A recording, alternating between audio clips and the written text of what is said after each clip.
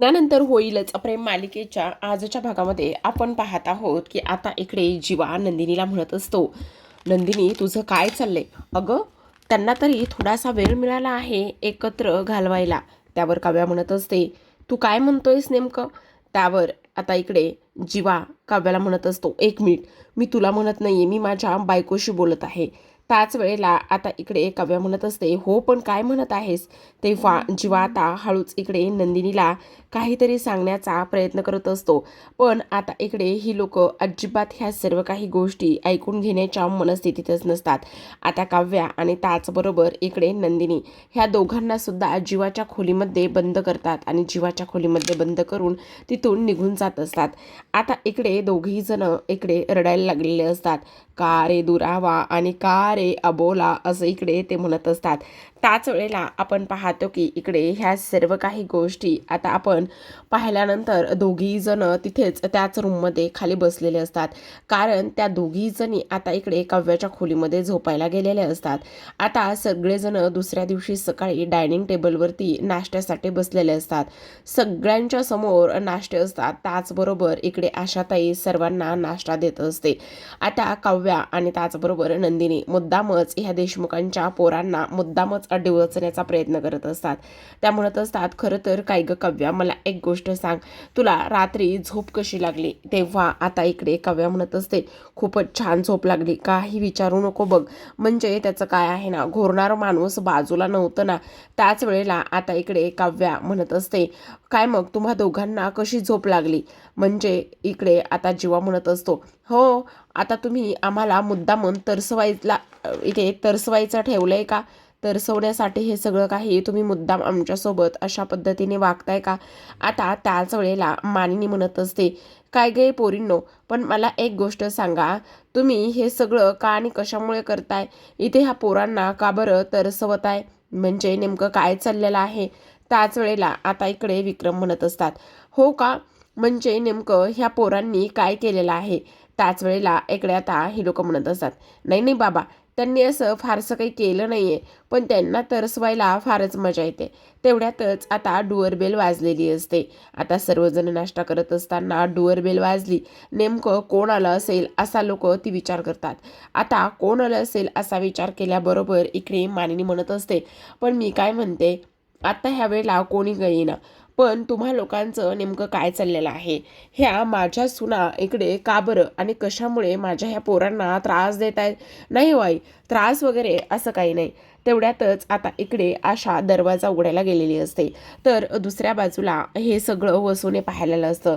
सगळेजण फार आनंदात असतात, सर्वांना छान वाटत असतं. आता इकडे वसू खोलीमध्ये जाते आणि खोलीमध्ये जाऊन रम्याशी बोलत असते. आता दरवाजा उघडल्यानंतर आता आशाताई ज्या आहेत त्या वकील मॅडम ज्या आहेत काव्या आणि पारच्या, त्यांना घेऊन आलेल्या असतात. इकडे आता वसू रम्याकडे जाते आणि म्हणत असते, अगं बाई रम्या, मी तुला सांगते ना, हे बघ, तू ह्या सगळ्या गोष्टीचा विचार करत बसलीस, ती लोक तर पार पुढे निघून गेलेली आहेत. म्हणजे तुझ्या एक गोष्ट लक्षात येते का रम्या? अगं तुला सांगते मी, हे बघ, मस्त ते आनंदात आहेत, हसतायत, खेळतायत आणि तू त्या पारचा विचार करत बसलेस. ए बाई रम्या, सांग ना, अशी का वागायला लागलेली आहेस? काय चाललंय तुझं? तू बरी आहेस ना? रम्या, मला तर ना हल्ली तुझी खूपच भीती वाटायला लागली बाई. म्हणजे रात्री पण तू झोपली होतीस, तुझे डोळे उघडे होते, पण तू वरती ना फॅनकडे एकटक बघत होतीस आणि हसत होतीस. रम्या, तुझं काय चाललंय ग? का अशी करायला लागलीस? का अशी वागायला लागलीस? तुला कसला त्रास होतोय का रम्या? सांग ना, बोल ना. हवं तर आपण डॉक्टरकडे जायचं का? हे बरं रम्या, तू ह्या सर्व गोष्टींचा विचार करणं सोडून दे बरं. आणि त्यावर आता रम्या म्हणत असते, हो आई, खरं तर मी ना सिलिंगकडे बघत होते आणि त्या सिलिंगकडे पाहून विचार करत होते, त्या सिलिंगमध्ये एखादी बॉडी लपवता येईल का बरं? बापरे, असं बोलल्यानंतर आता वसूची तर पार वाट लागलेली असते. वसू म्हणत असते, काय सिलिंगमध्ये आणि बॉडी? हो, म्हणजे सिलिंगमध्ये बॉडी लपवता येईल का, ह्या गोष्टीचा ना मी जरा विचार करत होते. आता वसू म्हणत असते, रम्या, मला दिवसेंदिवस तुझी फार भीती वाटायला लागली. मला तुझं दिवसेंदिवस हे वागणं अजिबात पटत नाही. खूप खटकायला लागले बघ. त्यावर रम्या आता लगेच उठते आणि म्हणत असते, हो का, तुला भीती वाटते माझी? तू मला घाबरायला लागली आहेस? माझं वागणं बदललेलं दिसते? अगं मग चांगलंच आहे ना. तुला भीती वाटायला लागली तर. मग मी पण तोच विचार करत होते. जर वर सिलिंगमध्ये बॉडी लपवता आली तर किती चांगली गोष्ट आहे. म्हणजे ती कोणालाच समजणार नाही आणि काहीच होणार नाही. त्यावर व स्वतः म्हणत असते, ए बाई रम्या, प्लीज ग प्लीज. हे असं दिवसेंदिवस तुझं वागणं फार बदलत चाललंय गो बाई रम्या. आता वसू पूर्ण घाबरलेली असते. तिला दरदरून घामच फुटलेला असतो. आता इकडे आशाताई वकील मॅडमला घेऊन आलेल्या असतात आणि ती म्हणत असते, काव्याताई बघा, तुम्हाला भेटायला कोण आला आहे. असं म्हटल्या क्षणी सगळ्यांची नजर तिकडे जाते. आता काव्या ह्या मॅडमला पाहत असते. खरं तर प्रेक्षकांना तुम्हाला आठवतंय का, ह्या मॅडमची ओळख काव्याने या अगोदरसुद्धा गणपतीच्या वेळेस काय करून दिली होती. तर ह्या तिच्या मॅथच्या टीचर आहेत असं तिने सांगितलं होतं. पण आता मात्र इकडे सर्वांना शॉक लागल्यासारखे ते बघत असतात. पार्थ त्याचबरोबर काव्या, घरातील इतर सदस्यसुद्धा येतात आणि पार्थ म्हणत असतो, मॅडम तुम्ही आत्ता यावेळेला इथे या ना, या बसा. काव्यासुद्धा म्हणत असते, मॅडम तुम्ही आत्ता यावेळेला इथे. आता सर्वजण तिथे बसलेले असतात. त्याच वेळेला सर्वजण बसल्यानंतर विक्रमचा प्रश्न असतो, ह्या नेमक्या आहेत कोण. म्हणजे मी ह्यांना काही ओळखलं नाही, नेमक्या कोण आहेत ह्या. त्यावर आता इकडे पार्थ म्हणत असतो, ह्या आमच्या काउन्सलर आहेत. झाला ना धमाका. म्हणजे सरते शेवटी काय तर सांगितलंच. आता इकडे विक्रम म्हणत असतात, काय ह्या कोण आहेत. हो बाबा, हे आमच्या काउन्सलर आहेत. आता इकडे दुसऱ्या बाजूला लगेचच रम्या म्हणत असते, अगं आई, तुझ्या एक गोष्ट लक्षात येते का. आता बघ, त्यांच्या लग्नाला 6 महिने पूर्ण झालीत. म्हणजे त्यांनी इथे घटस्फोट फाईल करून सुद्धा 6 महिने पूर्ण झालेली आहेत. त्याच वेळेला आता इकडे काउन्सलर म्हणत असतात, हो मीच इकडे येण्याचा निर्णय घेतला. कारण म्हटलं चला तुम्हा लोकांचं काय चाललंय आणि काय नाही ते बघून घेऊया. म्हणजे तुमच्या लग्नाला इथे घटस्फोट फाईल करून 6 महिने पूर्ण झालीत ना, म्हणून तुमचा काहीच रिप्लाय नाही, काहीच मेसेज नाही. मग तुमचं काय आहे काय नाही, तुम्हाला घटस्फोट तुमचे हे सगळे विचार कुठंपर्यंत आलेत कुठंपर्यंत नाही आले हे मला विचारायचं होतं. आणि म्हणूनच मी इथे आलेले आहे. कारण पेपर देऊन आणि ते सगळे प्रोसेस करून इकडे काउन्सिलिंगला सुद्धा जवळपास 6 महिने पूर्ण झालेले आहेत, तरीसुद्धा तुमचा काहीच रिप्लाय नाही आहे असं इकडे आता त्या बोलत असतात.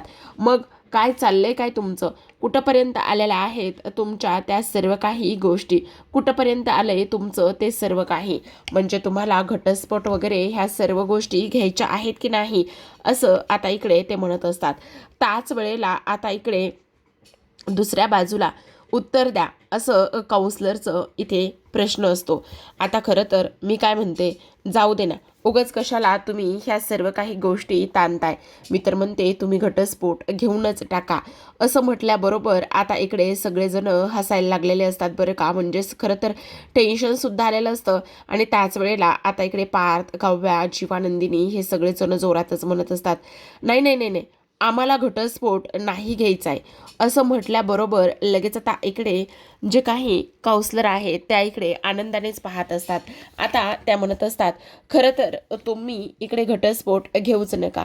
कारण जेव्हा मी तुमचं काउन्सिलिंग केलं होतं ना, त्याच वेळेस मला हे सगळं काही समजलं होतं. म्हणजे बघा ना, आम्ही काउन्सिलिंग करतो आणि आम्हाला नेहमी असंच वाटतं, आम्ही जरी काउन्सिलिंग करत असलो ना तरीसुद्धा इकडे तुमची लग्न जुळावीत. आणि त्याचबरोबर आज मात्र तेच झाले. मला पूर्ण माहिती होतं. जीवानंदिनी, मी तुमच्या रील बघत होते, #जीवानंदिनी ही मी तिथे कमेंटसुद्धा केली होती. त्याचबरोबर ते ऑफिसमधली तुमचीसुद्धा दोघांची, काव्या आणि पारची रील व्हायरल झाली होती. त्यावेळेससुद्धा मी ते सगळं काही पाहिलं होतं. तिथेसुद्धा जाऊन मी कमेंट केली होती. त्यामुळे आता हे लोक म्हणत असतात, नाही आम्हाला घटस्फोट नको आहे, आम्हाला हे लग्न हवं आहे. त्याच वेळेला धनंजय आणि शारदा ह्या दोघांची सुद्धा एंट्री झालेली असते.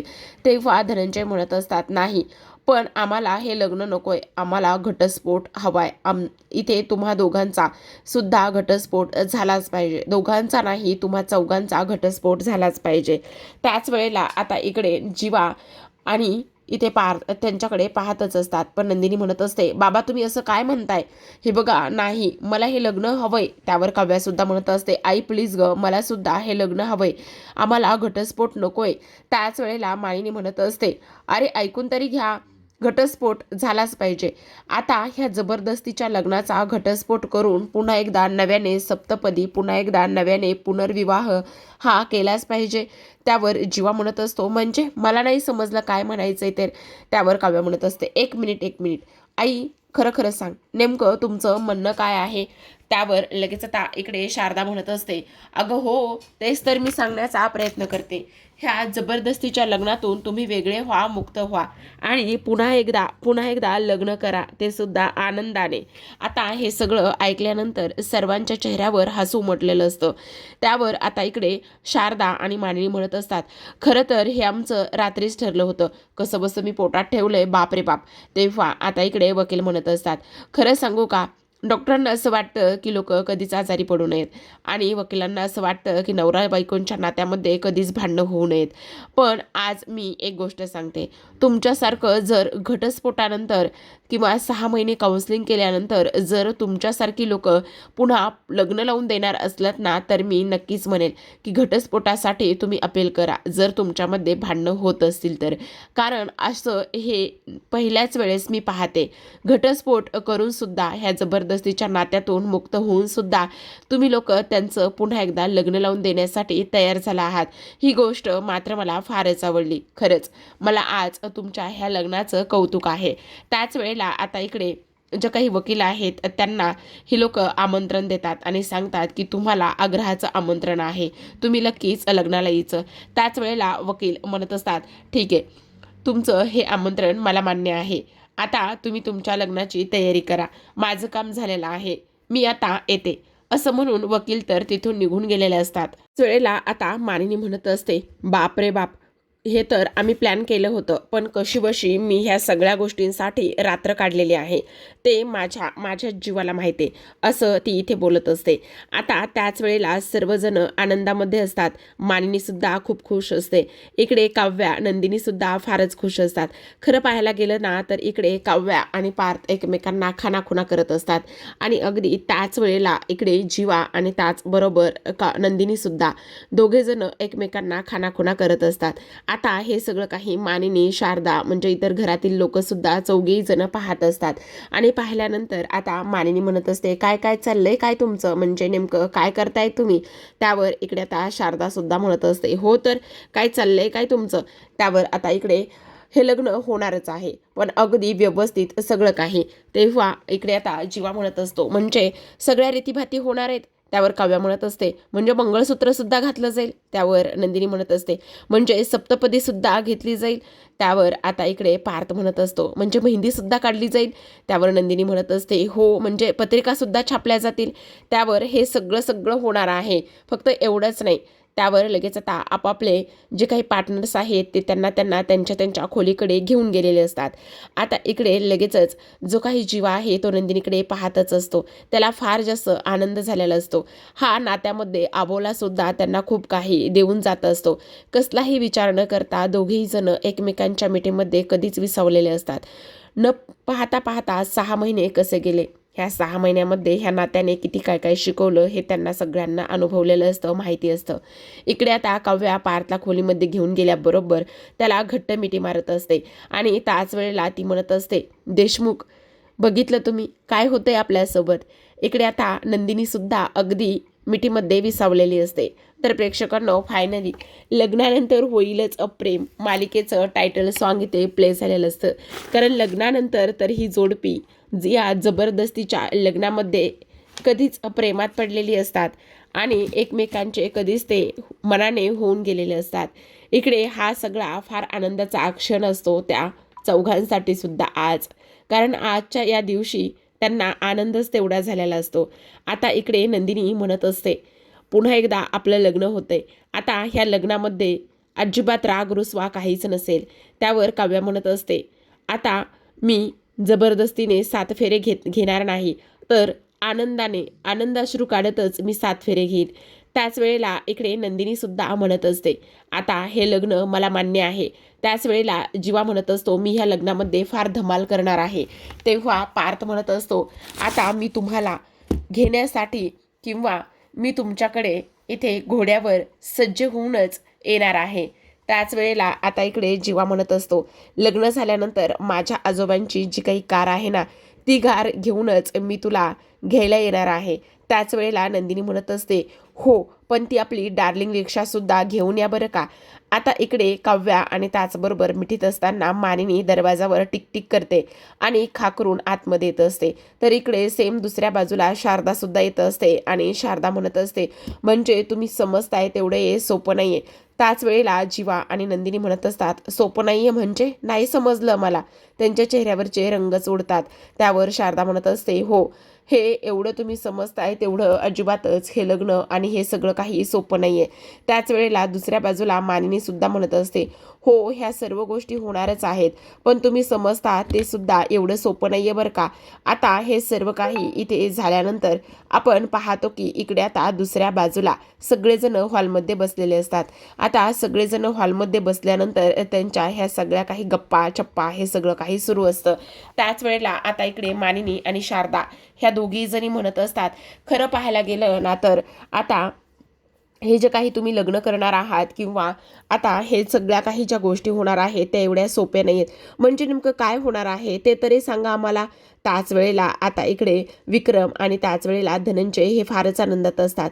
आता ती लोक म्हणत असतात, आत्तापर्यंत लग्न झालं पण ते साधे म्हणजे जबरदस्तीचं होतं, पण ह्या वेळेला मात्र वेगळ्या पद्धतीने लग्न होणार आहे. म्हणजे अगदी कांदा पोह्याच्या कार्यक्रमापासून तर इकडे मागणी घालण्याच्या कार्यक्रमापर्यंत. म्हणजे आता इकडे मुलींना पाहण्यासाठी मुलं येतील. त्याच वेळेला आता मानिनी म्हणत असते, मी काय म्हणते प्रत्येक वेळी मुलांनीच मुलीला पाहायला काय जायचं, कधीतरी मुलींना सुद्धा मुलांकडे पाहायला येऊ दे ना. त्यावर आता इकडे शारदा म्हणत असते, हो अगदीच बरोबर, आम्हाला सुद्धा कधीतरी आयते कांद्या पोहे खायला मिळू देत ना. झालं तर मग ह्या हटके पद्धतीने लग्न ठरलं तर मग. तेव्हा विक्रम म्हणत असतात, झालं मग आता फायनली लग्नाची सुपारी फुटली असंच समजायचं का.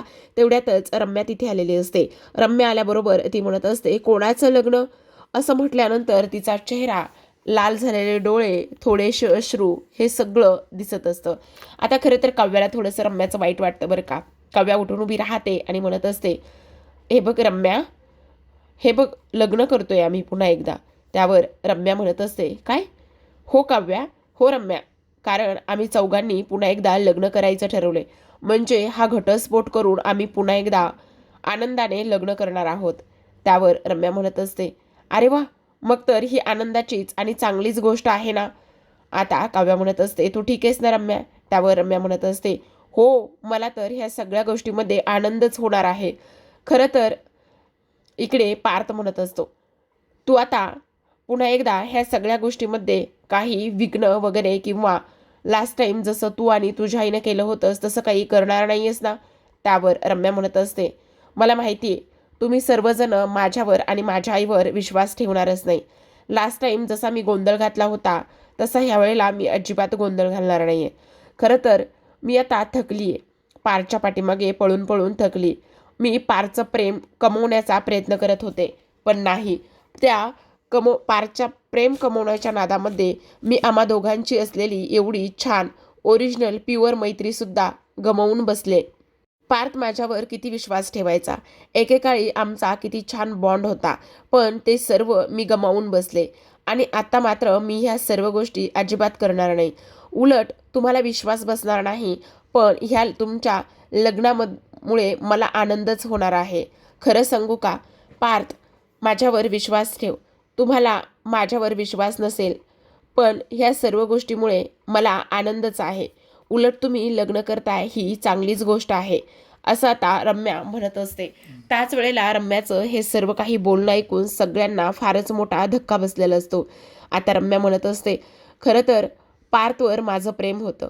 मलाच वाटायचं की पार्थ माझा व्हावा, फक्त पार्थ माझा असावा, पण नाही, नियतीच्या मनामध्ये काहीतरी वेगळंच आहे. आणि आज मात्र मी एवढे सगळे प्रयत्न करून सुद्धा शेवटी तो माझा कधीच नाही. ह्या सगळ्या गोष्टी कमवण्याच्या आणि त्याचबरोबर हिसकावून घेण्याच्या नादामध्ये मी आमचं प्युअर बॉन्ड असलेली मैत्रीसुद्धा गमावून बसले. आज पार्थला माझ्यावर अजिबात विश्वास नाही आहे. नाहीतरी त्याने का विश्वास ठेवावा. कारण आत्तापर्यंत मी आयुष्यात मातीच तेवढी खाल्ली आहे, मी आत्तापर्यंत एवढ्या सगळ्या काही गोष्टी केलेल्याच आहेत ना, त्यामुळे त्याने विश्वास तरी का ठेवावा, असं आता इथे रम्या बोलत असते. रम्याचे हे सगळे काही शब्द ऐकताना पार्थला सुद्धा तिची आणि त्याचसोबत त्याची दोघांचीही मैत्री ते आठवत असते. सांगू का पार्थ, आता ह्या सर्व गोष्टीतून मला मोहन व्हायचं आहे. मला पार्थ तुला आनंदी बघायचंय, मला तुला खुश बघायचंय. हो पार्थ, मला ह्या सर्व गोष्टीतून मूव्ह ऑन व्हायचं आहे आणि मला हे सगळं मागं टाकून आता पुढे जायचं आहे. आता खरं तर ना, हे सगळं काही जेव्हा रम्या बोलत असते ना, तेव्हा सगळेजण तिच्याकडे अक्षरशः इमोशनल होऊन पाहत असतात. कारण तोच तसा सीनच तिथे क्रिएट केलेला आहे आणि त्याचबरोबर रम्याचं ते सगळं बोलणं, त्याचबरोबर प्रेक्षकांनो त्यांनी म्युझिकसुद्धा एवढंच सुंदर दिलं आहे ना तिथे. लाईव्ह तुम्ही बघायला हवं बघा संध्याकाळी. तर आता उद्याच्या भागामध्ये आपण एन्जॉय करूयात. उद्याच्या भागामध्ये शेवटी काय, तर आता ह्या दोघींचीही पाठवणी होत असते.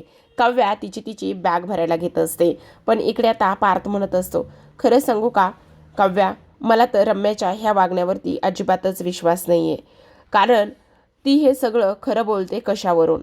काव्या म्हणते, काय एवढा विचार करताय देशमुख तुम्ही, ध्याना सोडून एवढा विचार करण्याची काही एक गरज नाही आहे. त्याच वेळेला आता इकडे हा विचार करण्याची एवढी काही गरज नाही असं म्हटल्याबरोबर इकडे मात्र जीवा आणि त्याच वेळेला नंदिनी हे दोघेही जण तिथे आलेले असतात. त्यावर जीवा म्हणत असतो, नाही काव्या, आपल्याला गाफील राहून चालणार नाहीये. रम्या एवढ्या सहजासहजी बदलणाऱ्यातली व्यक्ती नाहीये. कारण एक गोष्ट मात्र तुम्ही नीट लक्षात ठेवा, आणि ती गोष्ट मात्र सगळ्यात महत्त्वाची म्हणजे की काही जरी झालं तरी सुद्धा एक गोष्ट इथे होणारच आहे. आणि ती गोष्ट म्हणजे की आता इकडे जी काही रम्या आहे ना, ती रम्या एवढी मूर्खसुद्धा नाही. त्याच वेळेला आता इकडे दुसऱ्या बाजूला वसू म्हणत असते, खरं सांगू का रम्या, तर ती लोक तुझ्यावर एवढ्या सहजासहजी विश्वास ठेवतील. तेव्हा रम्या म्हणत असते, नाहीच, ती लोक एवढ्या लवकर विश्वास ठेवणारच नाही आहेत. कारण ती आत्तासुद्धा माझ्याबद्दलच इकडे चर्चा करत असतील आणि माझ्याबद्दलच ते बोलत असतील की रम्यावर विश्वास ठेवायचा नाही म्हणून. त्यावर आता इकडे पार्थ म्हणत असतो, मला एक गोष्ट तुम्ही सांगा, खरं म्हणजे तुम्हा सर्वांना इकडे रम्यावरती विश्वास आहे का? म्हणजे ज्यांना ज्यांना रम्यावरती विश्वास असेल ना, त्यांनी त्यांनी हात वर करा. असं म्हटल्यानंतर आता कोणीच हात वर करत. पाहत रहा, लग्नानंतर होईलच प्रेम. भेटूयात उद्याच्या भागात. तोपर्यंत धन्यवाद.